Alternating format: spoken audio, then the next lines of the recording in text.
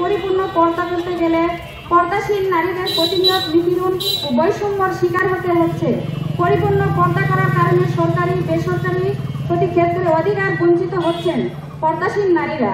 পর্দাশীল নারীদের নানাভাবে হেনস্থ করা হচ্ছে। অনেক ক্ষেত্রে মৌলিক ও নাগরিক অধিকার আটকে রেখে ছবি তুলতে, চেহারা দেখাতে বাধ্য করা হচ্ছে। কিন্তু দীর্ঘ নিপীড়নের শিকার হয় পর্দাশীল নারীরা এতদিন তাদের কষ্টের কথাগুলো বলেননি।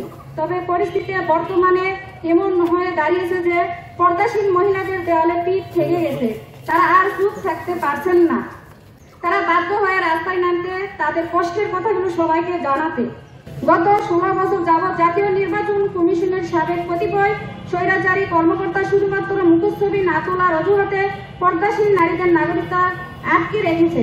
এতে পর্দাশীল নারীরা মৌলিক ও নাগরিক অধিকার বঞ্চিত হয়ে নিদারুণ কষ্টে পতিত হয়েছে।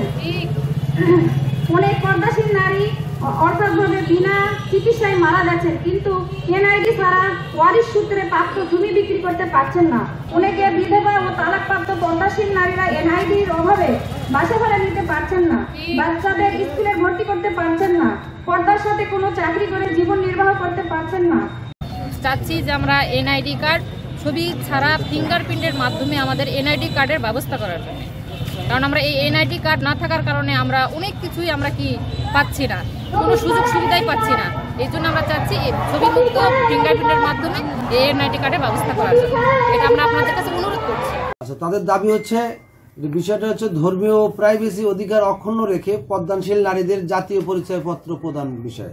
বিষয়টা আমার জানা নেই, আমি আজকে প্রথম জানলাম। এর আগে পত্রিকায় আমরা শুনেছি, দেখেছি।